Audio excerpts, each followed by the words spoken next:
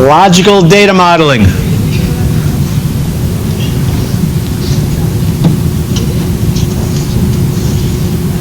Starting here, we're going to dig you in more and more into, you doing and me talking less. We'll probably spend 2.5 days on this chapter, 2.5 sessions, all through next week. We'll see how, however long it takes. Logical data modeling is chapter 8 in cybertext and chapter 1 in Chang. So we're officially now in Chang.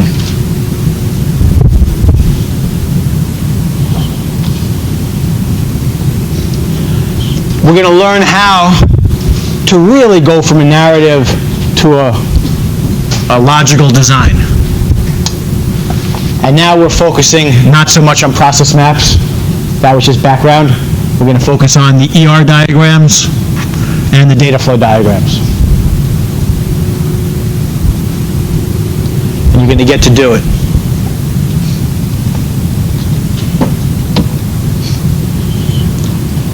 So let's remember, systems analysis. The systems analysis phase of the systems development lifecycle ends with a narrative. This is how the business is run. The systems design phase of the systems development lifecycle grabs that narrative as an input and then does logical modeling by capturing the narrative in a picture, in an ER diagram, or if it's an accounting system, an REA diagram, and a DFD. We're going to do context-level DFDs and logical DFDs. If you remember, bless you. If you remember, we had physical DFDs as well, where the circles were people or job titles. We're not going to focus on that.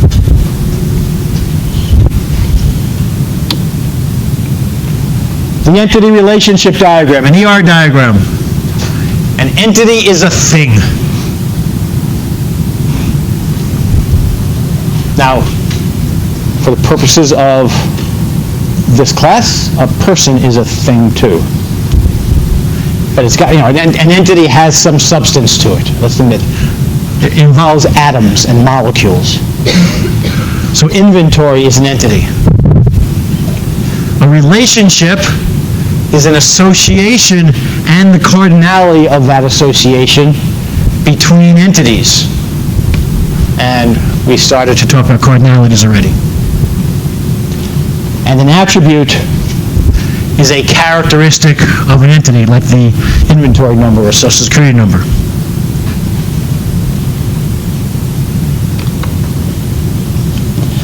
Entities in an ER diagram are rectangles. Relationships are diamonds. And then cardinality we'll talk about shortly.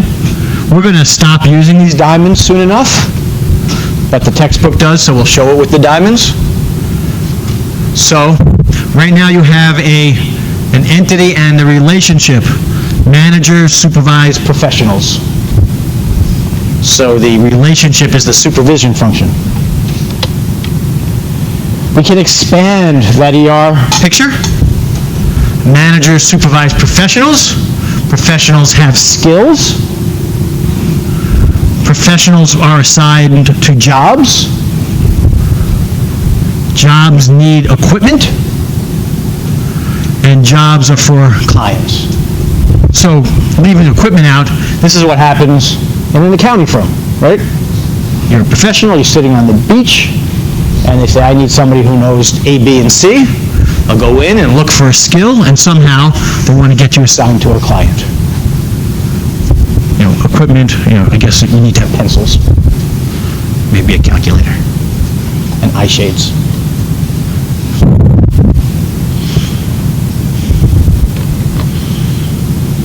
Cardinality, let's add cardinality. Our books use the Chen method or the crow's foot method. They're going to confuse you. They're not meant to confuse you, but they will. Just do it right. Okay? For me, crow's foot is just a little bit easier, but that's just me. You don't have to feel comfortable with crow's foot.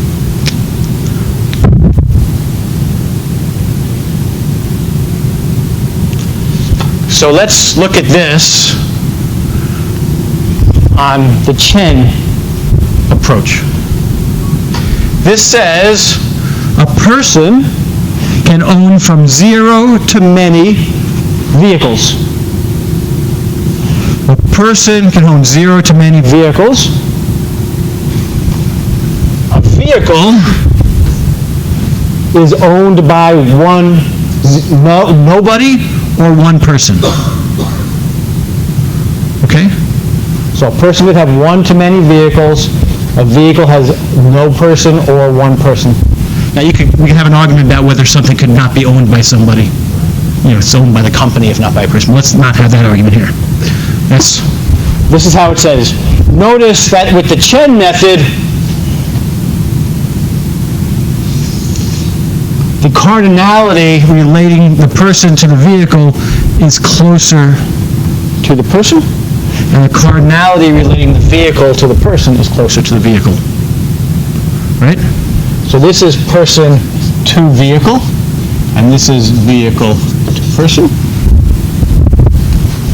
So somebody can own a person, and you should get used to talking in these terms. A person can own 0 to many vehicles. Okay? Now this is where it's going to confuse you. In the crow's foot method, it's chosen to make the picture opposite. A person can own 0, that's a 0. See this thing right here, this triangular thing that looks like a crow's foot, crow's. That's why it's called crow's foot. That's why it's called crow's foot right there. That's the symbol for many. So a person can have 0 to many vehicles.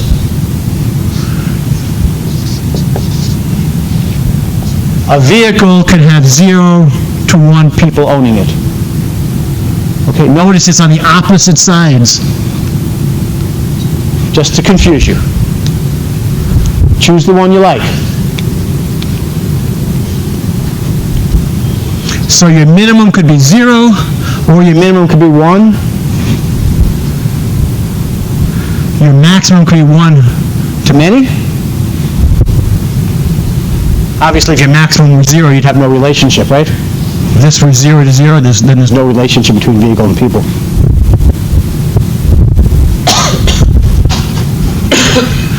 And this is just the same thing here. So, that is how cardinality is displayed in a picture.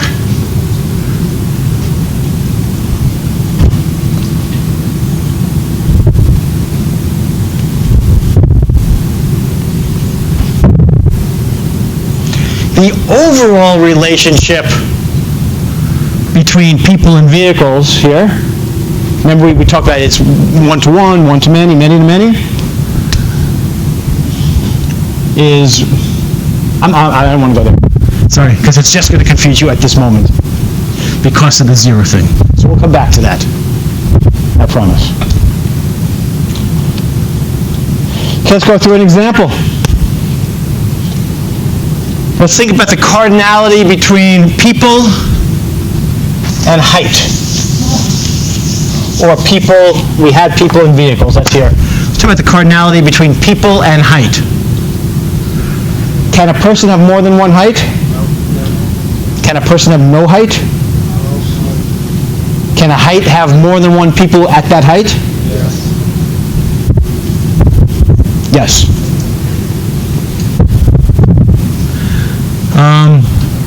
So let's see if we can write this out. Can a person, which should we do? Crow's foot or Chang? Okay, Chang it is. We'll do both. Let's start with Chang. So, remember that when you think about how person relates to height, it's closer to the person, right? So a person can have, what's the minimum? 1 height. What's the maximum? 1. Okay. And how about the relationship between height to person? Well, 0, right? There might be some heights that nobody is. Let's say in this classroom, the population is this classroom. So there are some heights. Is there anyone here 4'1"?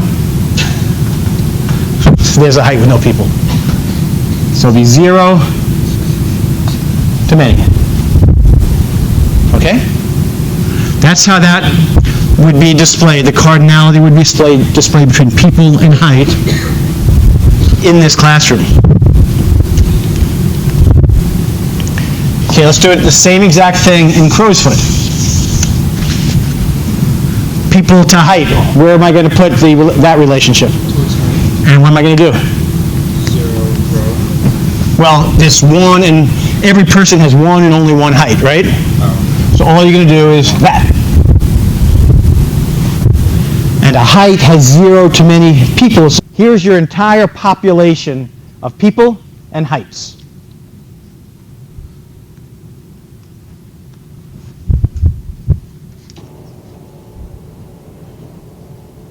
So in this world, this very limited world,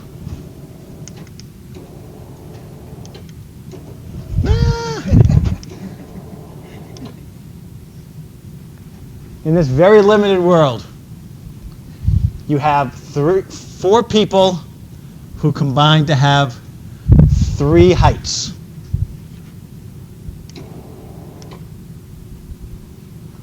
Not a surprise, any given person can have one and only one height. Any given height, and there are really an infinite number of heights here, but we've just limited it by feet and inches, can have 0 to many people with those heights. So here's 1 to minimum 1, maximum 1, minimum 0, maximum many.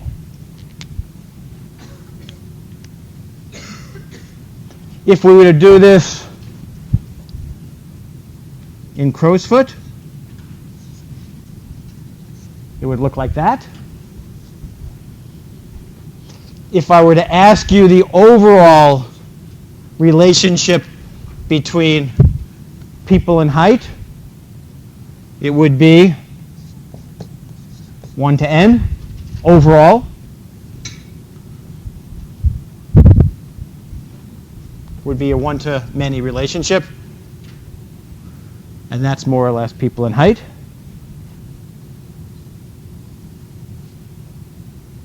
Let's look at professors and courses. So you have 4 professors. You have a bunch of courses. Some courses have no professors. Some courses have multiple professors. Every professor has at least one course, and Professor Davis has more than one course. So the overall, the relationship between professors and courses, a professor has at a minimum 1 course, at a maximum n. A course has at a minimum 0 and a maximum n. From a crow's foot perspective, it would look like this. Remember how crow's foot is the opposite? And what do you think the overall relationship is between courses and professors? Many to many. M to n or n to n, however you want to say. Many to many.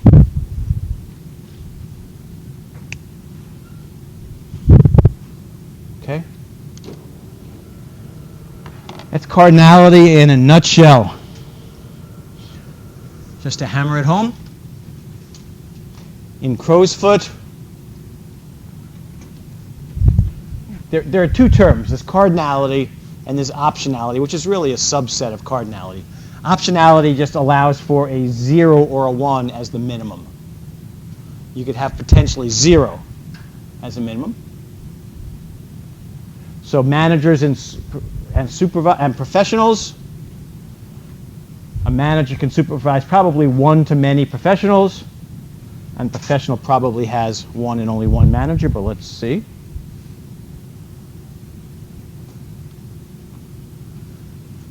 well, like they can say a manager could have no professionals. It's probably not good for their career, but it's possible. And a professional is supervised by at least one manager or potentially more. So this is different. Where is this scenario possible? In an accounting firm, you're on multiple projects, and all your different managers want a piece of your time. They all think they have you 100% of the time. Get ready for that.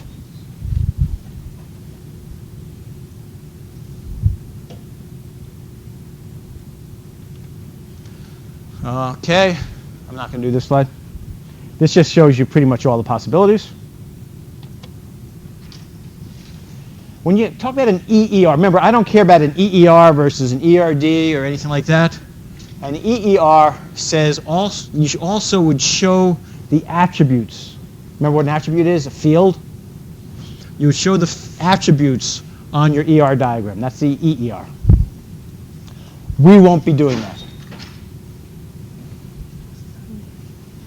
You guys okay? You okay? Yeah. Okay.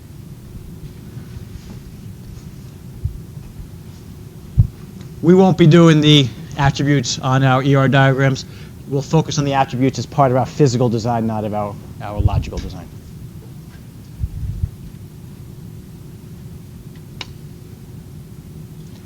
So here you have it. Here you have an ER diagram. Everyone take a minute to look at it, and then let's talk about some relationships, and you'll all get a chance to describe the relationships in words. Notice it's using the Chang model, not the crow's foot model.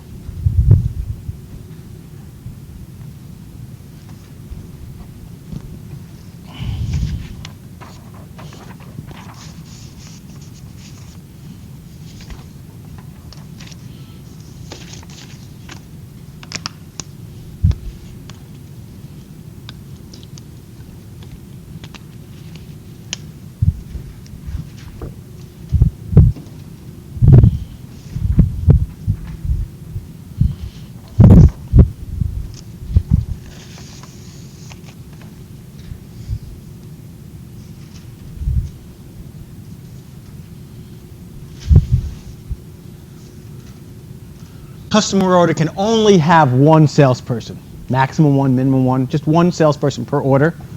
And a salesperson might have had no orders in this time period, whatever it is, or might have had many. That's what that's saying. Okay, somebody else on customer order and customer. You were right on the first part. A customer can have no orders in this time period or many. They're still a customer even if they had no orders in this week or day or whatever it is. And an order can be for only one customer. You can have a given order for more than one customer. That'd be two separate orders. Okay? How about inventory and order, customer order? Of inventory can, from 0 to... it could be in 0 to many orders, so it could have been ordered many times or not at all. And then for customer order, it can have from 1 to many inventory orders. Inventory items. So this is really an item. So on a given day, an item might not have been ordered at all, or might have been in lots of different orders. An order can have one item in it or a lot of items in it. You know, you're in the supermarket, you can buy a lot of stuff or just one thing. Like this one, customer order and the shipment of goods, a sale. So a sale would have one order or many orders in it. Let's put our brains in the world of Amazon for this, okay? You went into Amazon a couple of days in a row and you ordered some stuff, right? So you have orders out there, and then they ship it sometime in the future. If you don't have Amazon Prime, it's 10 days because you didn't want to pay. So this says, for your given customer order, 0. Of course, you have a customer order out there today. You bought something yesterday, and you didn't ship it. It's not shipping. So for a customer order, you didn't ship it at all, or you could have lots of shipments. You can ship it in different packages, you know, different boxes. Whereas a shipment it has to have something, otherwise it's not a shipment, right? So it could have just one customer order in that shipment, or they might have combined 3 days of orders into a single box to ship it to you. Who would like to do cash and receiving payment?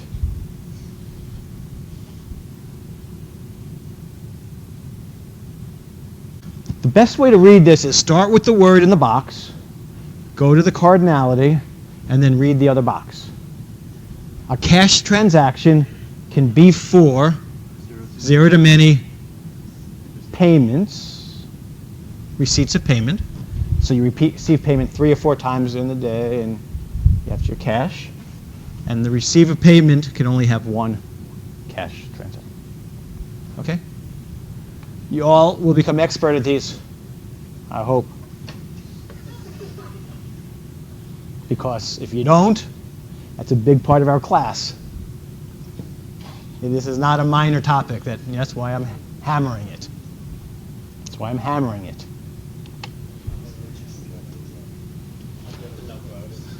Okay, and REA. Remember we talked about the REA models.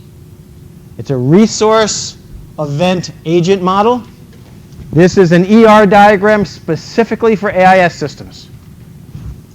So it's just a unique kind of different way of looking at them. We will talk about REA models primarily in Chang. So resources are things that have some kind of economic value. They're things, tangible things. Cash, inventory would be examples of resources. Events are actions. They're transactions. It could be a sale or a purchase. Then you have agents, are people, customers, salespeople. Accounts receivable clerk. So here this comes straight from the text. These are examples of resources, events, and agents. Okay, REA models. If you have an economic event, it always increases or decreases a resource. If you have a sale, it'll decrease. If you have a sale, it will increase cash and decrease inventory. So an economic event always increases or decreases a resource. And if you have one increase of a resource, you have a decrease of another resource. That's what makes a transaction. So an exchange event or a duality is that concept of having one resource increase and another resource decrease. That's a duality relationship.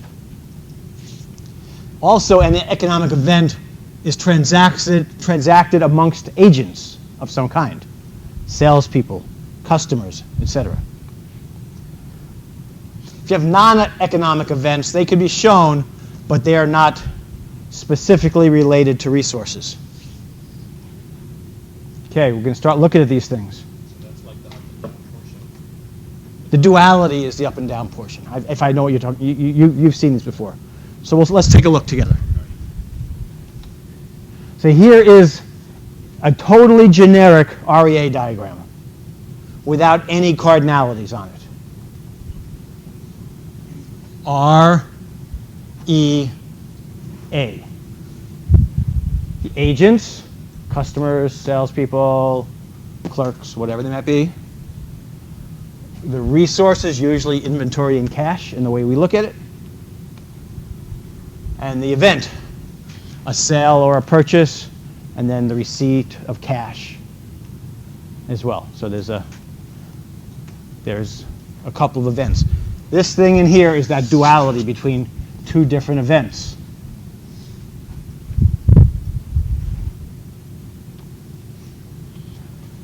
Here are the 5 economic dualities in every single business. Every business has these 5 dualities based upon the business cycle. Remember, from day 1 of this class, we had business cycles. You have a revenue cycle. You make a sale, you get a cash receipt. in some manner.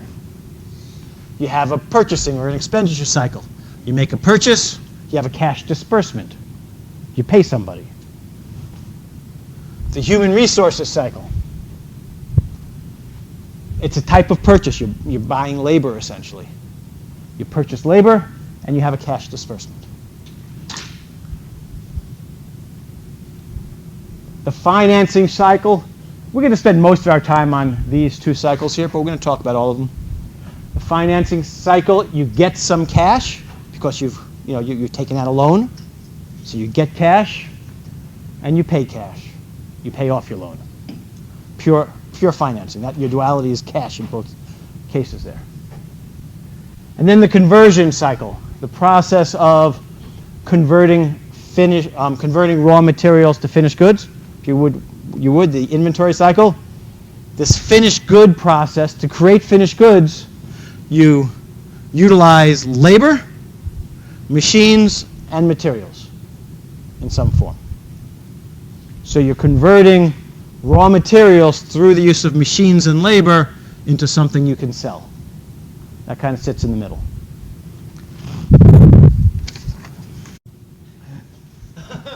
Go on? No.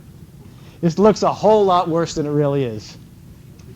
Anytime you see a picture like this, and this is from your text. Anytime you see a picture like this, you have to break it down, and you'll see it's just a lot of stuff that if you looked at it on separate pages, it would look a lot better. This just says, and you like it because the world revolves around the accountants. The accountants are in the middle.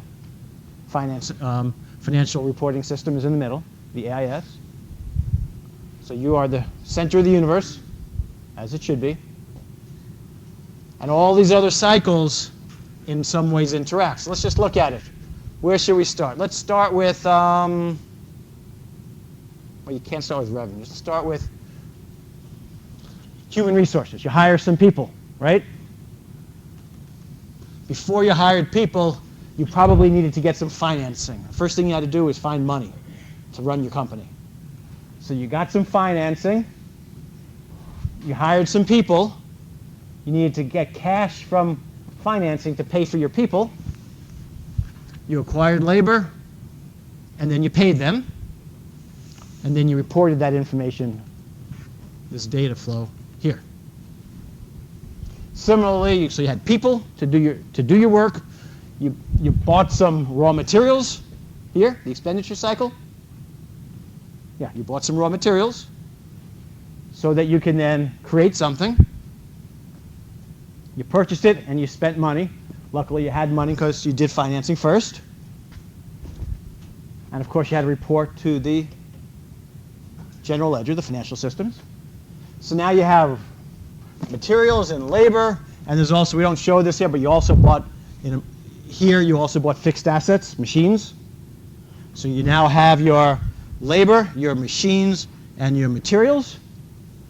And you have the process of converting them into finished goods.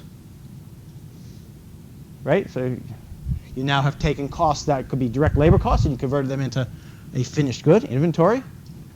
Report to your financial reporting system up there. And then finally, you get to sell the stuff. You sell it, you get some cash receipts, that feeds the financing cycle, so you can then continue the cycle. So all that's showing is this is the overall biggest picture, highest level general view of an accounting system.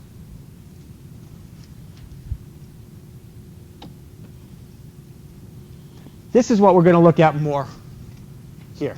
And I just showed both of them on one page. It's going to be a lot more simple when you just see one of them, like the expenditure cycle. That's up here, or the revenue cycle, which is down here.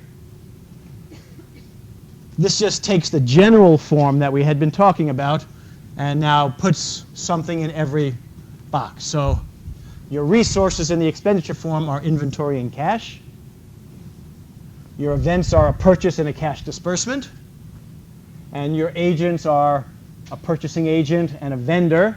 That's your two participants in a purchase. And the cash disbursement, you're paying the vendor, and the cashier pays the vendor. Smaller companies, it may be the same person. So that's the overall picture. And then in the revenue cycle, similar idea. You're still dealing with inventory and cash, but instead of a purchase, you're now making a sale and you're receiving cash. And your agents are salespeople and customers for the sale, and then customers and a cashier for the cash receipt. We're going to see this in action very shortly.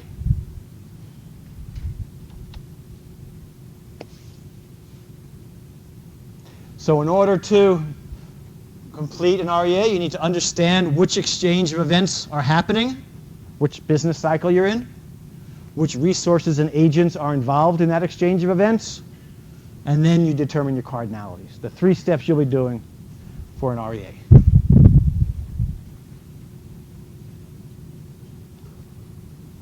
Okay, so let's go through an example. This is our example from Chapter 1 in Chang. So I've simplified it here into bullets. So here's the story. Cherokee Art and Antiques. They sell art and antiques. So each piece that they sell is a unique work of art. As you read this narrative, this is a narrative. As you read a narrative, your mind should be clicking in on some facts. This is telling you something about cardinality, right? That's why we say it. The owner, Jesse Lewis, carries pieces from local Native American artists on consignment. It makes it a little bit more complicated to do consignment, but that's what the problem is, so we'll work with it. Anybody know what consignment means? The seller basically lends it to you, the seller in exchange for your commission cut. Right, so you don't own the inventory, you're just essentially showing the inventory. At the point of sale, you kind of own it and sell it simultaneously. But you haven't bought it beforehand. That way you don't have to lay out any capital for what you have in the shop. That's consignment. So the way consignment works at Cherokee is Jesse and the seller agree on a minimum price that Jesse will sell it for, so that the seller makes sure they get what they want. Jesse then sets the actual sale price and takes the commission off of that actual sales price. Jesse is a one-man shop. Or, we don't know, Jesse is a one-woman shop.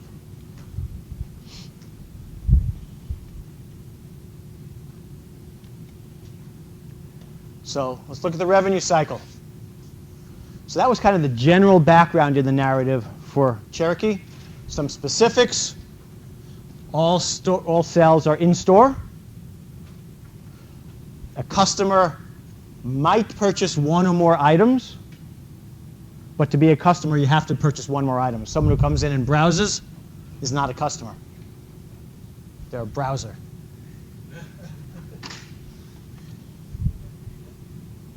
Potentially a thief. Wow. Jesse accepts cash, checks, and credit cards. He requires payment in full at the point of sale.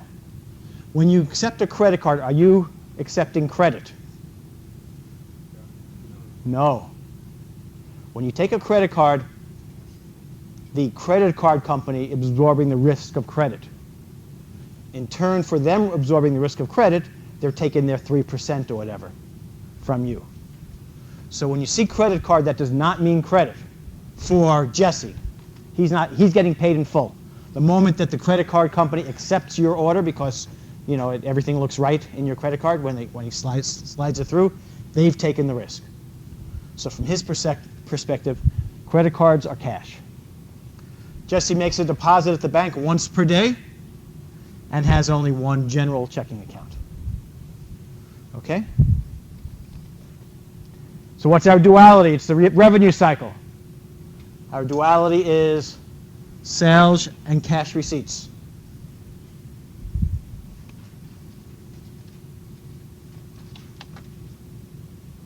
Once we know that duality, we have our picture. Inventory and cash. Cash is defined by our bank account. Sales and cash receipts. And our agents are Jesse and a customer, and then a customer and Jesse, because Jesse's all we got. These agents in a larger company would probably be different.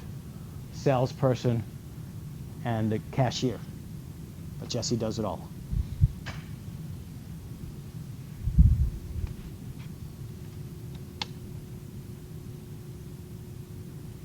So the first, now we have to layer in, remember there were 3 steps.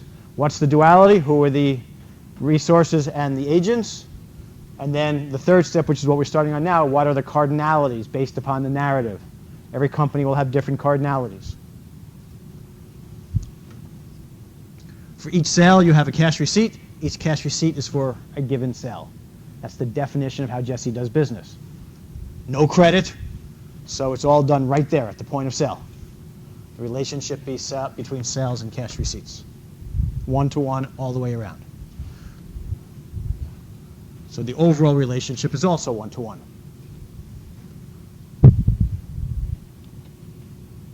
Two more relationships we'll look at. Cash receipts and the bank, and then inventory and sales. Let's look at cash. Let's look at inventory and sales first. It's more straightforward. Who wants to tell me what this says? Somebody who hasn't had a chance to get it done yet.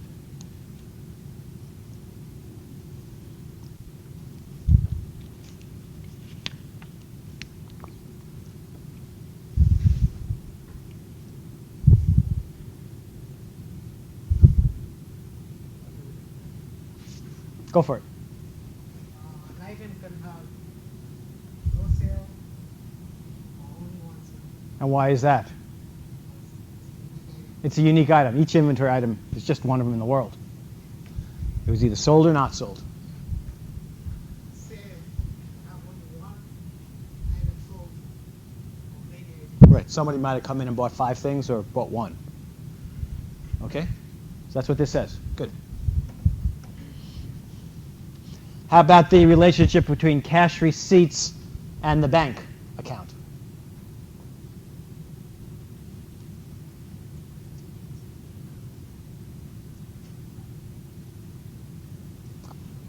Go for it.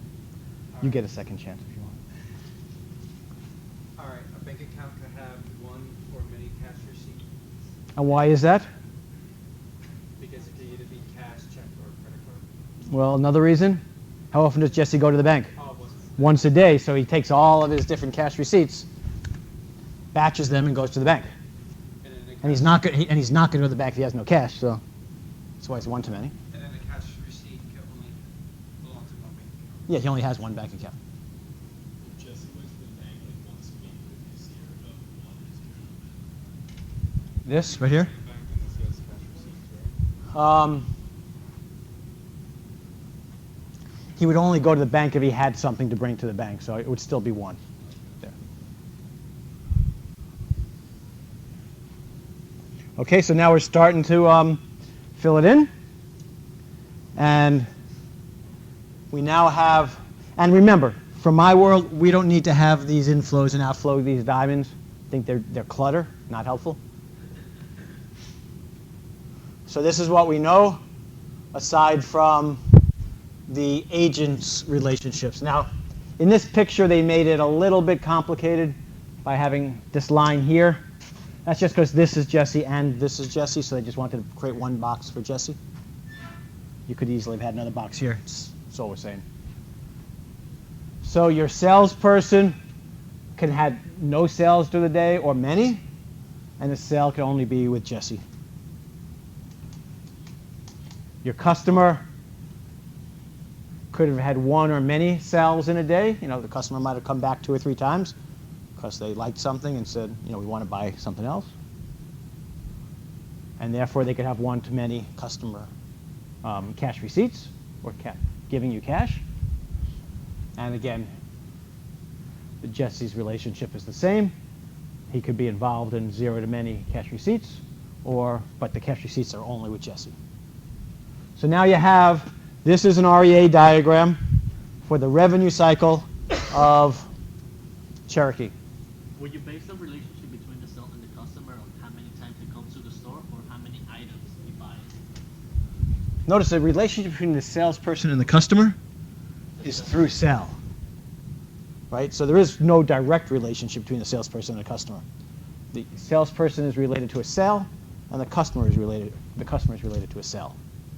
So that's the reason why it's based on the times that the customer goes to the It's the store number of instead time. the items that Right. they buy. So each time the customer comes in and buys something, that's a separate sale, right? With a separate sales receipt and everything.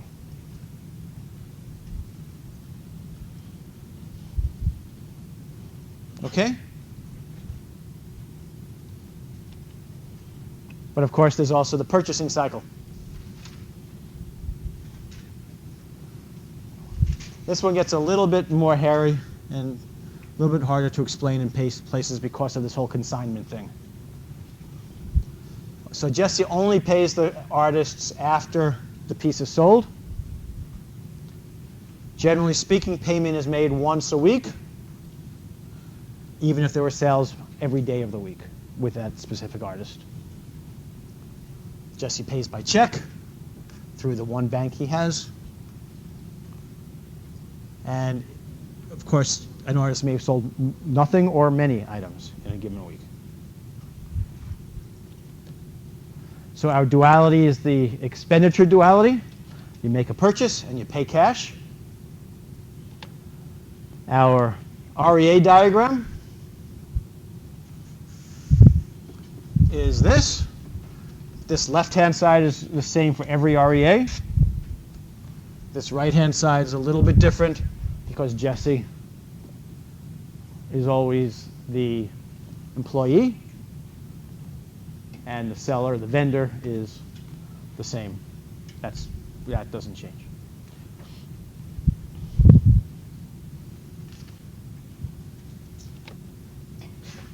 So here's our duality. Let's see if we can understand the cardinality for this duality. For a given purchase, you have 0 to many cash disbursements. For a given cash disbursement, it could be related to 1 to many purchases. Anyone want to venture a guess why this is 0 to many? You get one purchase or no purchase at all, don't buy anything at all. Well, this says a purchase has happened, but you may not disperse the cash. Of course, it could be Monday and you pay your vendor on Friday. So that would be 0. Or you could have many cash disbursements for a given purchase. I'm not sure why there would be many. Wouldn't be one. Yeah. You either have a cash disbursement or not. I can see that. Because you said that have a purchase to have the cash disbursement, You do. and then for the purchase side, you can have 0 purchases. Well, this says that you might not have any purchases from that Yeah. vendor, that artist, so you might not have any cash disbursement. Now, the only thing I think of here is in the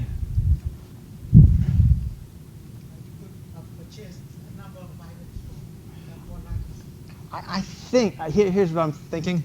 This magic phrase right there. In general, you pay them once a week, which means you may need to handle situations where not only do you pay them more than once a week, but maybe more than once a day. Well, Jesse pays them, I think, once he gets paid. This is between, remember, Jesse and the artist. He doesn't pay the artist for having it in inventory. He pays the artist when he actually sells it. And so he shouldn't pay installment then, right? He should pay in full because he got his money in full for it. So I think this N here says, because that's said in general, Jesse has to have a system that's prepared to make multiple payments in a day. You have to be careful with that kind of thing. And when you make the payment on Friday, the normal situation, you might make it for one purchase or you might make it for many purchases. Make it for as many of the inventory items that you bought and sold from that artist in the week. A little bit nebulous here, to be honest. Inventory. Given piece of inventory is only purchased once. then Jesse will purchase one-to-many pieces of inventory from a given artist. The cash disbursements come from only one bank, Jesse's checking account, and you'll have to one-to-many disbursements, right? Any different artists. So those are all interesting. The duality is the one that's a little bit confusing, and this is the overall picture. I don't think there's much surprise here in the agent relationships. Jesse may make no purchases or many purchases. An artist may have had one-to-many purchases made from them.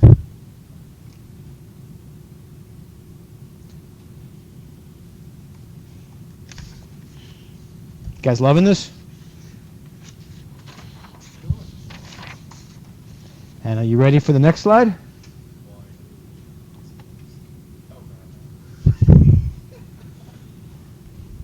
This brings the two cycles together. This is how you build a single database that handles many business functions. So this is remember we did the expenditure cycle and the revenue cycle, and the things they had in common were the resources. They both handled inventory and cash. So those two items sit between expenditures and revenues. Now you had to flip the expenditure cycle over in order to make it happen, but now you have both of those REAs just combined into a single logical model. This is your logical data model. And you will learn in Chapter 9 how to convert something that looks like this into physical tables. This is how you then figure out what tables you need in your database. We're not going to get there right now. Okay, so that is your model for revenues and expenditures. And let's take a deep breath and talk about data flow diagrams, DFDs, which you already kind of know. DFDs also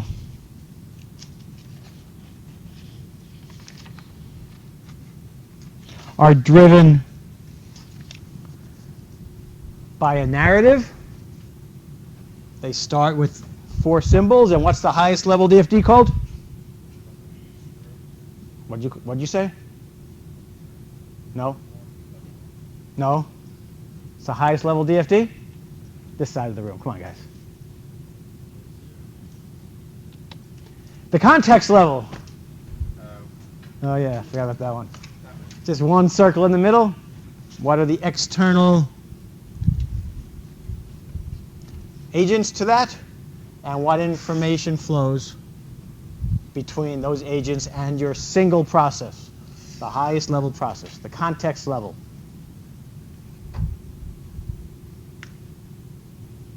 Generally, they like it so that input entities are on the left and output entities are on the right. But I would just be happy if you had client in one place and you showed flow in and flow out is fine. I mean, same for professionals. That's the context level. Level 0 is the first, more detailed level.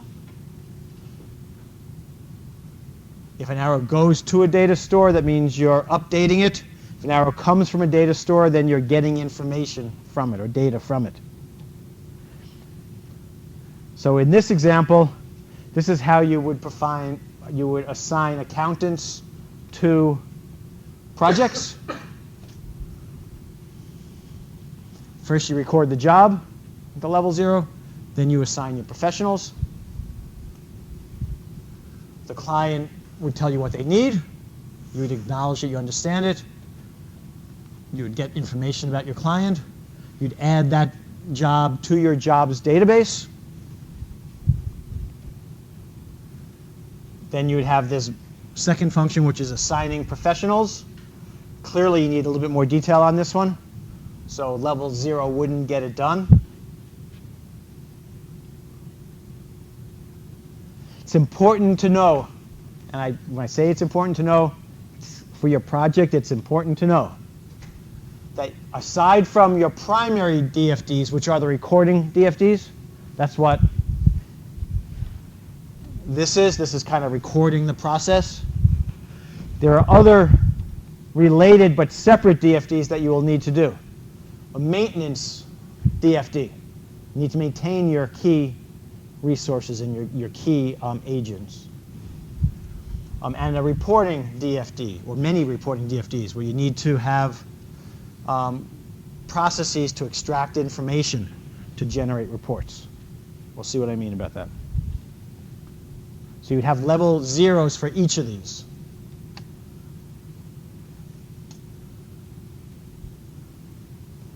Okay, so we remember what the REA diagram looked like? You have that mental image in your head.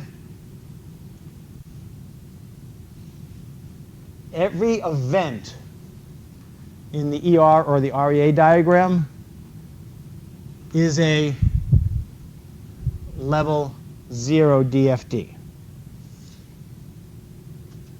Agents are external entities. Resources and agents should be represented by data stores. This relates the ER diagram with the DFD. Each event is itself a data store.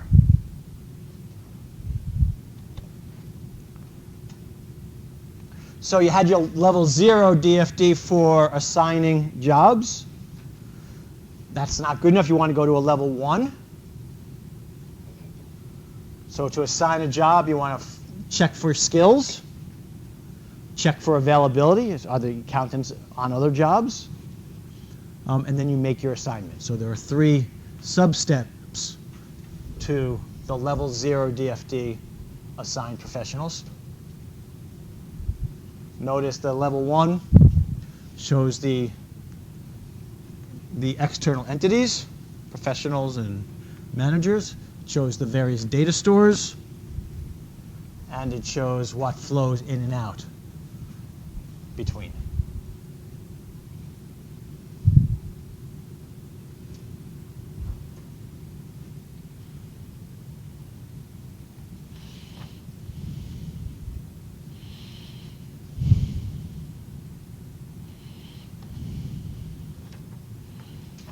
Any questions? You're going to have to live this to really get a feel for it. Right now, I'm talking it, so you will get to live it before we're out of here today.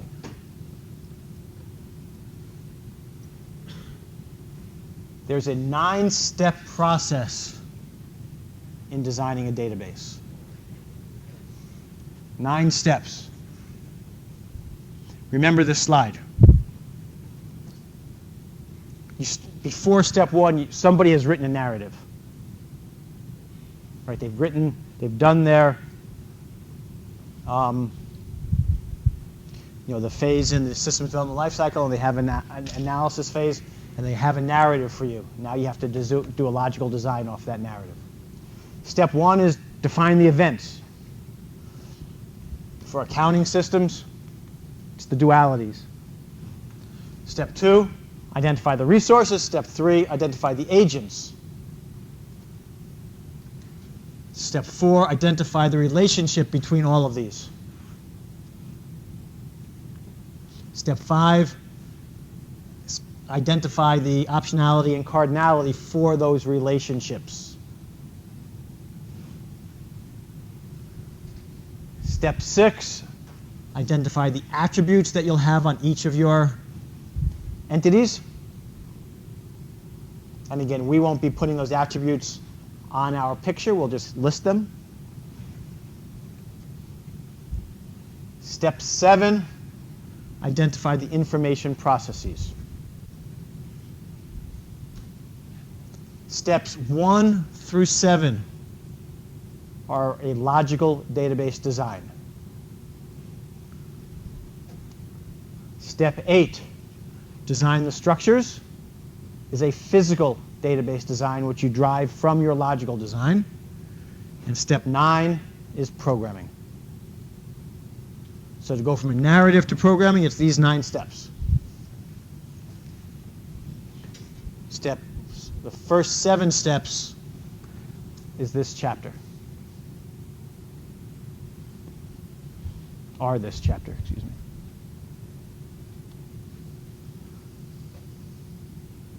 The first 6 steps are the ER diagram. The 7th step is the DFD.